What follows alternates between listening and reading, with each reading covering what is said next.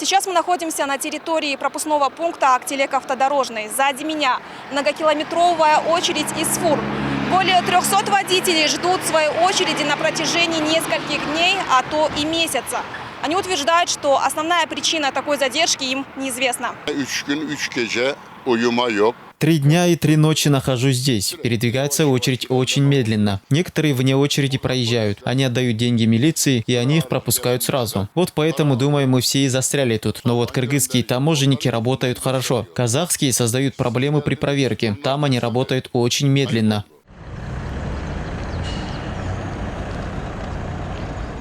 Водитель из Казахстана Нурсултан Мельдебеков в очереди на проезд в Казахстан стоит также 3 суток. По его словам, раньше такой проблемы при пересечении границ на Актелеке не возникало.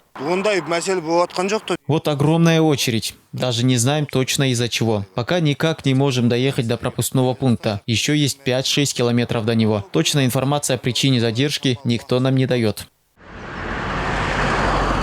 Среди фур есть грузовые машины со скоропортящимися продуктами. К примеру, Бактияр Исалиев везет в большой грузе пекинскую капусту в Россию. Дальнобойщик рассказал, что стоит в очереди 2 суток и даже не представляет, когда приблизится к приграничному пункту. Товар капуста, пекинский. Я не знаю, в чем проблема. Когда мы сможем пересечь границу, тоже неизвестно. Также непонятно, почему так долго задерживают машины на КПП. Подобная проблема была один раз на моей памяти. Потом, после переговоров, все нормально стало. Сейчас что произошло, мы не знаем.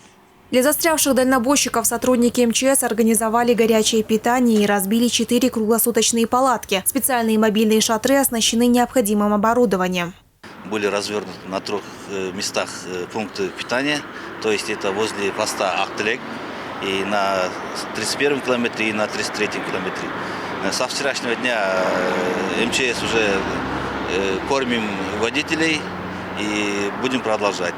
И кроме этого, круглосуточно работают пункты питания, где можно попить чай, печенье есть.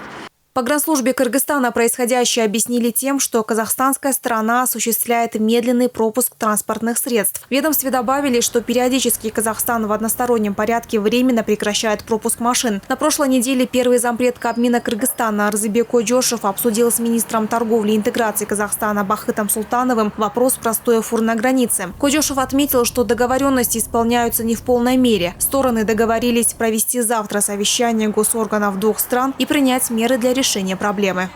Айгерим Рамилева, Самадал Атаконов, 5 канал.